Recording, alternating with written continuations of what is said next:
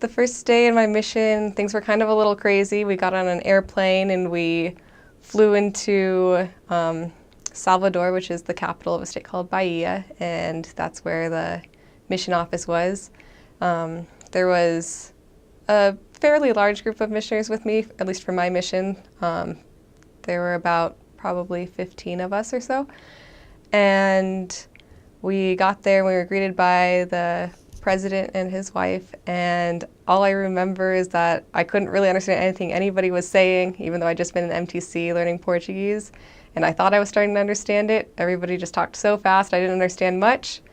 And then I met my trainer. Her name was Sister Jota Santos. She's Brazilian. And I asked her what area we were going to, and she told me it's an area called Teixeira de Freitas. And I asked her what the area was like, and she said she had no idea because she'd never been there before, and it was her first time going to that area too. I asked her how far away it was, and she said it was 15 hours on a bus. So I was a little scared kind of, I guess, because I had no idea what the area I was going to was like, and I would be on a bus for all of overnight and a lot of the next day, and it was a little scary. In the Brazil Salvador South Mission, the church hasn't been there for too long. There are a couple cities that had the church for a bit more than 30 years, but the first area I served in only had the church for 9 years when I got there, and the second area that I was in had only had the church for 2 years when I got there. The last area that I served in was one of the areas that had had the church for about 30 or so years. It was one of the first cities that got it in the whole state. And a lot of the people there, they are very religious. They like talking about God, they like talking about Jesus, they like talking about religion, and a lot of them go to a variety of different Christian churches. The problem is a lot of them like talking about God and Jesus and religion and everything, but they're not always that willing to make commitments to do anything. They say they will, but then they won't. The closest temple to my mission was the Recife temple, which was about 24 hours away by bus. But now the temple is being built in Rio, and that one will be a lot closer. As soon as that one's built, that's the one that everybody from that mission will go to. So since the church is fairly new in this mission, there aren't very many stakes. I think it's a pretty big area, but there's about, if I'm remembering correctly, 3 or 4 stakes and then 1 district. And it depends on the area that you're in. Some of the wards will have, a pretty good attendance, maybe like 100, 150 people. And then I've also been places where it wasn't even a branch, it was just a little group. And sometimes you have 2 people and sometimes you have 25 and you never really know how many will be there. And yeah, it's just pretty interesting. There's a lot of really good members. The good thing there is that when you get a good member, they stay a good member, and they'll commit to things, they'll go to church, and they're all super willing to help out and to help other people come to church also. One of the most effective ways to meet people is just talking to everybody on the street. People keep their doors open, people are out on the street all the time, walking around, sitting around outside. So if you try knocking doors, it's not always the most effective because people aren't always home. But if you just talk to people on the street, then you'll do pretty well. There was one whole transfer that I went without knocking a single door because I just talked to people on the street. And my companion and I together got a lot of contacts every week. We got about 200 a week, and that's just talking to people on the street. So that's a pretty effective way to talk to people. It also depends on the city you're in. Some cities aren't quite as open, so people are inside their houses, and then you do have to knock doors. But also, I find a good way to find people is to talk with the members and find their friends and just prepare a simple little message that's not very scary or threatening about the church. It's just a nice, simple message about what we believe and present it to the members first. And then after you present it to the members, ask if there's any friends that they'd be willing to invite over to hear the message or that we could go to share that message. I had a companion and I that did that around Christmas time.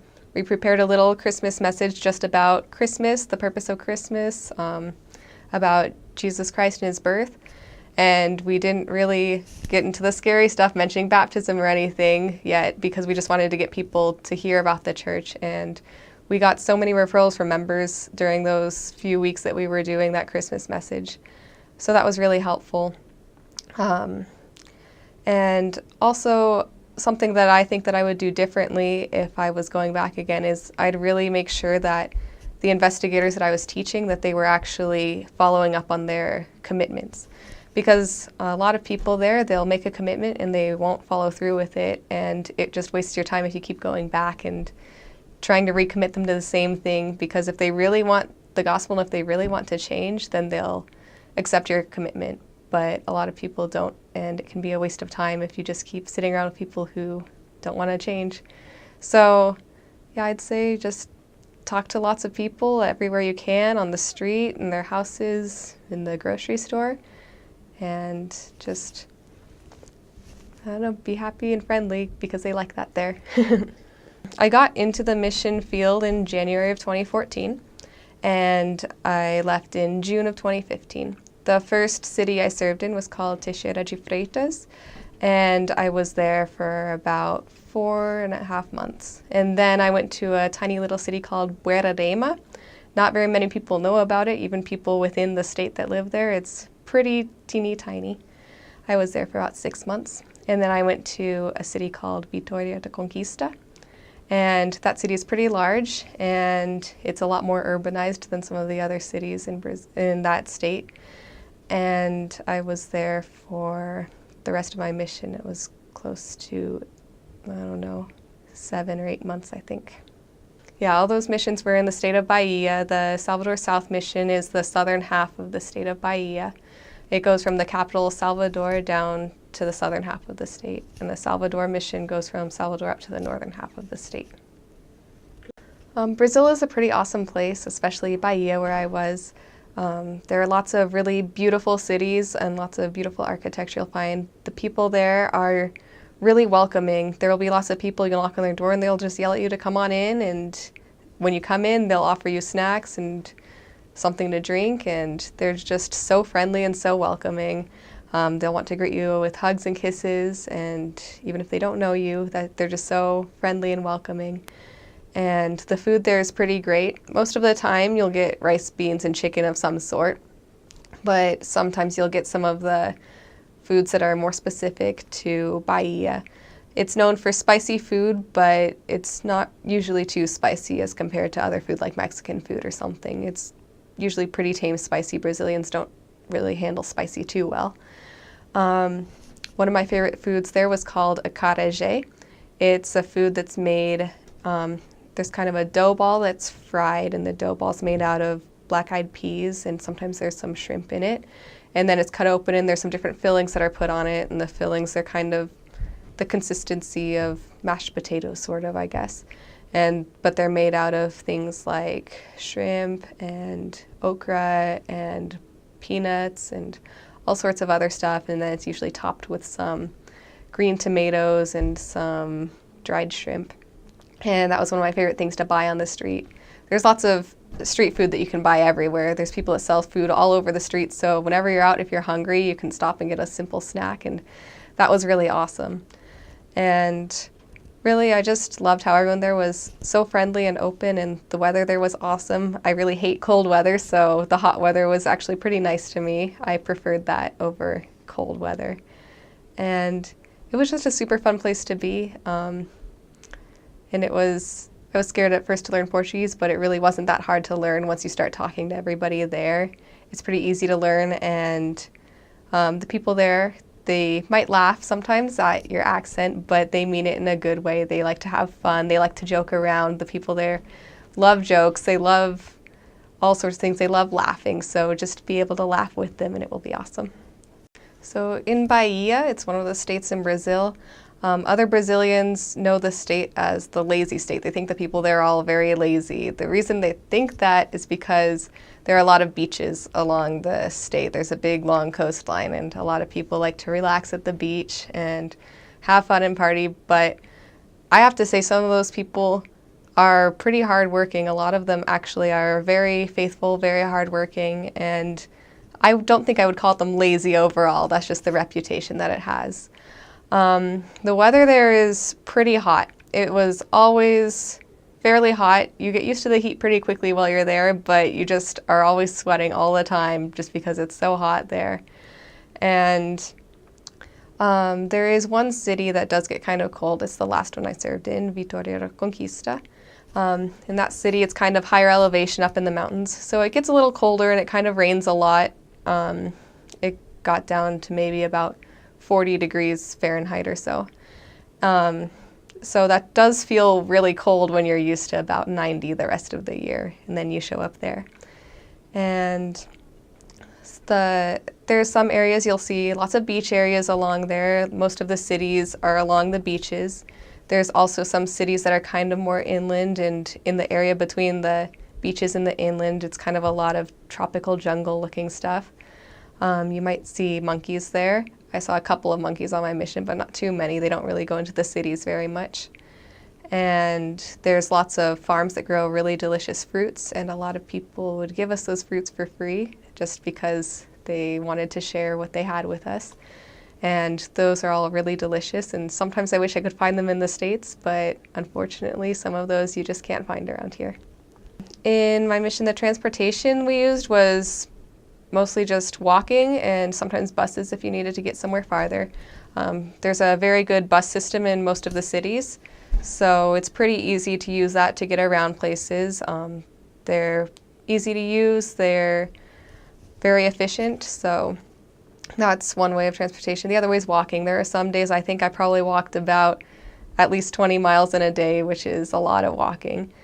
Some of the areas are rather large, so you have to do a lot of walking to cover all the area. If there's not a bus that runs at the time that you want to get there, you might have to walk.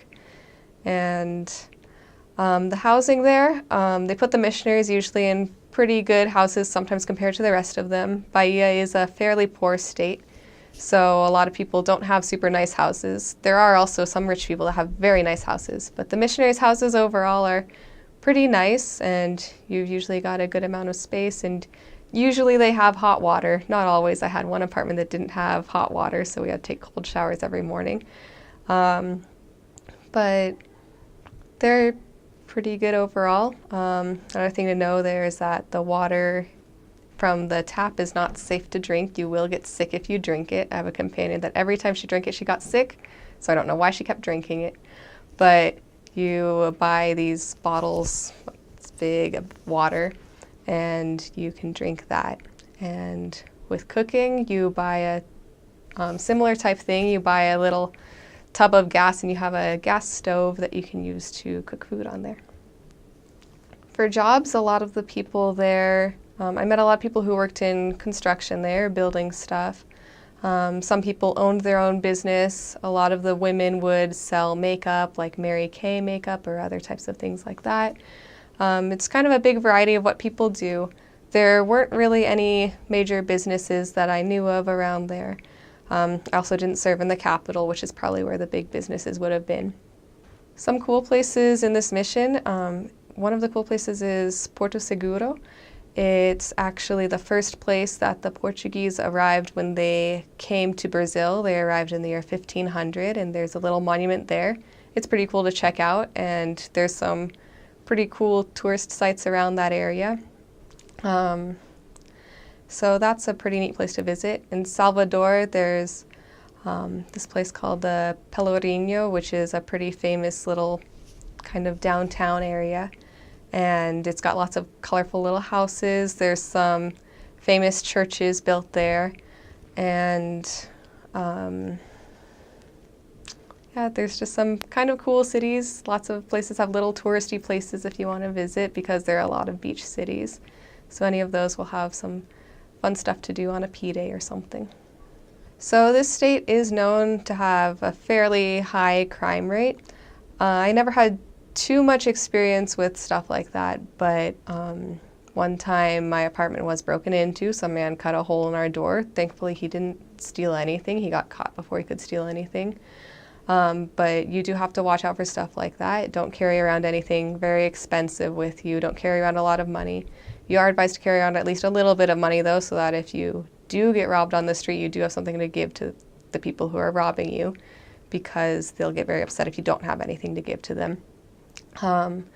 There was one time that I was with my companion, and I did happen to have quite a bit of money with me because we were going to buy a cake for a baptism later that day. And I also had my camera, which I really didn't want to lose because I had a lot of pictures on it. And this man came up to us trying to rob us. He was telling us that he wanted our money.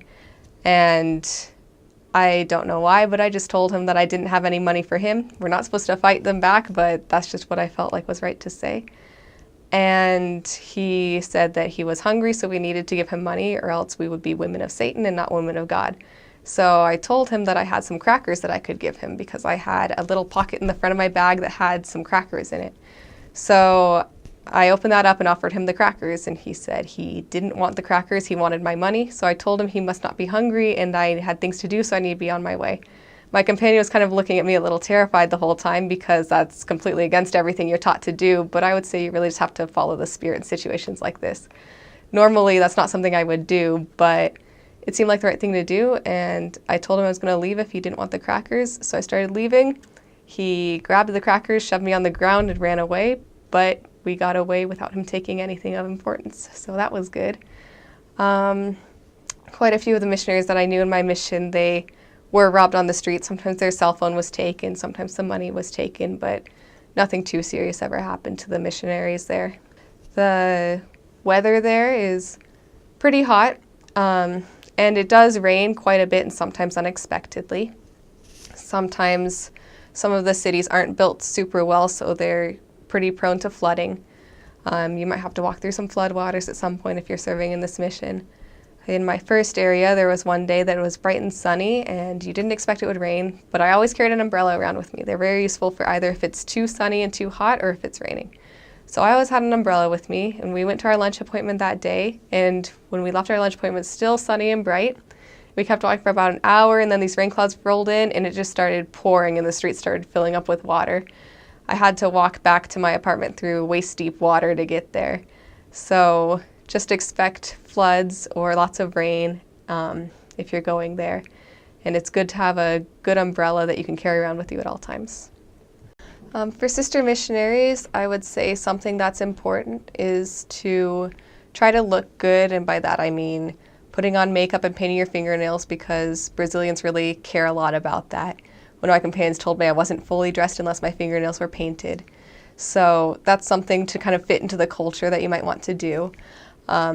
Some light makeup is nice also. If you put on a lot, you'll probably sweat it off, but a light makeup is nice because some of the churches there actually prohibit women from wearing makeup, so some women are happy to know that in the Church of Jesus Christ of Latter-day Saints, we are allowed to wear makeup, so it can be helpful just to wear that to show people that those are things that we're allowed to do. I'd say when you're packing, just make sure you've got a lot of clothes that are not too high maintenance, nothing that really needs very much dry cleaning or ironing, because it's easier not to worry about all of that. I didn't see too many dry cleaners around. And I'd say also bring clothes you're willing to trade with other sisters. You'll get sick of your clothes and you'll want to trade for something different. And the sisters there will love to trade their clothes because everybody's feeling the same thing. You kind of get sick of the same old skirts that you've got, the same old shirts you've got. So you can trade those around, and that's fun to do, and then you can bring home something to remember one of your companions by. And I'd say it's also important to put your hair up, because I got lice on my mission because I would wear my hair down a lot, and that gives a way for the lice to get in your hair and on your head. In some of the cities, there's a lot of people that have lice, especially the poorer cities. So after that, I started wearing my hair always in a braid or something where it was pinned up. It's good for the heat because it will help keep your head cooler, and also it will help you maybe not get lice so much. Some safety tips around there. You want to make sure that you don't drink the tap water.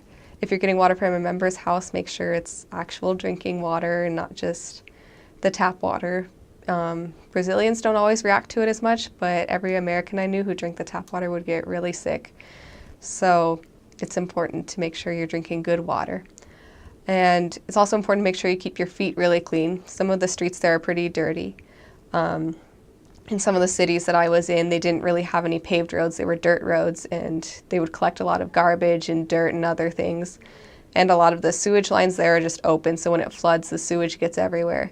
So you make sure you keep your feet clean so you don't get some weird infections in your feet, because sometimes that happens with people.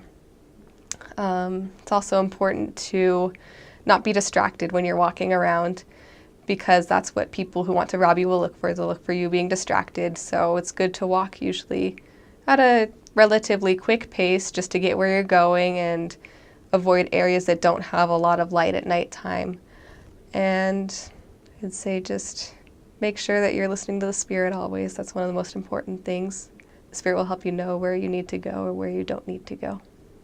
For packing, I'd say try to pack in as few suitcases as possible, because for transfers, a lot of times you'll be alone. Sometimes it's on a pretty long bus ride, like overnight, and you'll have to be able to carry all your bags by yourself. I've had transfers where I had to take an 8-hour bus overnight, and I had to have all my suitcases with me and be able to carry it. Sometimes you have to go up and down escalators, and you don't want to leave your stuff sitting around, because if you leave it sitting around, someone will take it. So just try to pack as few suitcases as possible and make sure that you can carry everything you have at one time by yourself. Sometimes if you're lucky, someone else will go on a transfer with you, but for me, every time that I went on a transfer, I was all by myself and had to carry everything by myself. So just pack light and know how to pack well to fit everything in the least amount of space possible. Something important is just remember when you're at the members' houses and they're serving you food, eat as much as you want. Sometimes people are afraid that they'll gain weight on the mission, but from my experience, you won't gain weight if you just eat as much as you want at the members' houses, because you're walking so much. The times that I saw people gain weight is if they stop at every food cart they see to buy some food, because that stuff's usually a lot fattier and fried, but it's delicious. So definitely take the time to stop at least some of them. But I'd say just really don't be worried about any of that. Don't be worried about gaining or losing too much weight. Just enjoy yourself and have fun, and the members love it if you eat a lot of their food, so just go for it and eat as much as you want. A wildlife encounter I had was one time I was on the street and there's this bug. It looks kind of beetle-like. It's about this big. I'm not sure what it is. Someone told me what it was. One of the people in that city picked it up and showed it to me, and it was kind of freaky looking. I still don't remember the name of it, but I remember telling my family about it because it was so weird. The most extreme weather I experienced was when the city that I was in flooded and I had to walk through some pretty deep flood waters to get back to the apartment. Our apartment had flooded too. Thankfully, we had 2 stories there, so it was just the kitchen and washroom area that flooded. But that was the most extreme weather that I had. A hard experience I had was kind of just getting used to the language and culture. It is a little different. I'm pretty introverted and everybody there is very open and very extroverted, and I also am kind of a perfectionist, so not having the language right kind of bothered me, but I think it also helped me to try to work on it really, really hard. The first couple months of my mission, I kind of didn't understand what people were saying and people didn't understand what I was saying, and that was hard for me, but it helped me to really focus on learning the language and to learn it pretty well. I think the craziest thing that happened while I was on my mission was the one time that I was robbed, but the guy only ended up taking crackers. I kind of had accepted it that I was just expecting that at one point I would be robbed, just so I'd be prepared if it happened. It doesn't always happen to people. Most missionaries, it happens not at all or about one time on your mission. Some missionaries are unlucky and it happens 3 or 4 times to them. But that was probably the craziest thing that happened. The man was trying to rob us and he told us that he needed money for food and he was hungry and we were women of God, so we were supposed to help him. And I didn't really feel like it was right to give him any money, and the Spirit kind of guided me and told me to offer him crackers instead. So I offered him the crackers instead. He didn't want them. So I told him that I would leave because I had better things to do. And that's when he grabbed the crackers, pushed me to the ground, and ran away with the crackers. But that's probably the craziest thing that happened to me on my mission. Usually everything else was pretty tame compared to that. A powerful life lesson I learned is that it's really important to love people, because that's really what every Christ-like attribute comes down to, is it all comes back to love. Sometimes you might feel like you don't have patience with somebody, with an investigator, with a member, with your companion, but if you think about it really, what you're missing is just love. You don't need more patience with that person, you just need to love them more. What I miss most from Brazil is probably all the street food that they have. It was super yummy and it was everywhere and it was pretty cheap. So I really loved that. But unfortunately, we don't have street vendors selling yummy Brazilian food everywhere in the United States. A funny language mistake I remember, it didn't actually happen to me, but it's one that I heard was there are two words that are very similar. They're coco and coco. So to someone who's American who's entering, you might not be able to tell the difference between those two, but the difference is that one of them means poop and one of them means coconut. So coconut water is sold everywhere around Brazil, and one time one of the elders was asked what his favorite food he'd had in Brazil was, and he was trying to say the coconut water, but what he ended up saying was the poop water. And everyone had a hilarious moment there, and they all laughed, and then we made sure to let him know what to say so that he wouldn't end up saying that again. I think the best mission prep advice I can give is just reading through Preach My Gospel and being familiar with the lessons you're going to teach, because you're going to teach us all the time. And you want to make sure that you don't just get into a routine and say the same thing every time you teach it, because people will know that you're in a routine and you're just kind of reciting it. So think of ways that you can be familiar with the lessons and apply them to each person that you're teaching, because they'll feel that you really care about them and you want them to learn the lesson. One spiritual experience that I had that really touched me was one time my companion and I had been having kind of a hard week. We hadn't found too many investigators and everyone in our current pool was kind of not really progressing, so we just decided to start over. So we prayed about which street we should go to, and after that prayer we both had the same street in mind. So we decided that must be the street that we had to go to. So we spent the whole entire week knocking doors on that street and nothing was really working out. And it got to Sunday and we went around to see if anybody was coming to church with us, and nobody that we'd met that week went to church. And we were pretty bummed out because we felt like we'd gotten the spiritual answer that we should go to this street, that we'd meet somebody there, but we hadn't met anyone. So after church, we decided to go back to the street and maybe knock on the doors of some of the people who had seemed the most promising. And as we were walking along that street, there's this man who's very, very, very drunk behind us, and he starts yelling out, "Missionaries, missionaries." And we were a little unsure of what to do because we could tell he was very drunk. He could hardly even walk straight, but we decided to talk to him. So we stopped and talked to him, and he told us that he really wanted to change his life because he had no money, he couldn't hold a job, and his mom was really disappointed. This man was probably about 40 or 50 years old. And so we told him that we could help him change his life. We said we'd start out by helping him stop drinking, and it was kind of funny. He looked at us with a shocked expression and said, "How do you know that I drink?" And we just said it was the Spirit that told us. We didn't want to tell him he was so obviously drunk that he was falling over on the street. So we asked him where his address was so that we could stop by and visit him later. And he just pointed off in the distance and said, "The green house over there." He didn't remember his address, and he didn't even know what street it was on. He just said, "The green house over there." So then we spent the next day trying to find it, and we ended up finding his house. And he ended up stopping drinking, and he was so excited to be baptized, and then he was baptized, and he received the priesthood, and he got a good job, and he was so excited to be able to pay his tithing. And he became a really great member, and he wanted us to help all his friends who also had problems with drinking. So that was probably one of the best spiritual experiences that I had. This mission is really awesome. I had so many spiritual experiences there, and it is a really tough mission, but the thing is that you'll see how much you grow and how much other people grow, and especially your investigators there. It's so great to be able to see someone who accepts the gospel and is baptized, and you can see their progress as they receive the priesthood or as they progress and then go to the temple.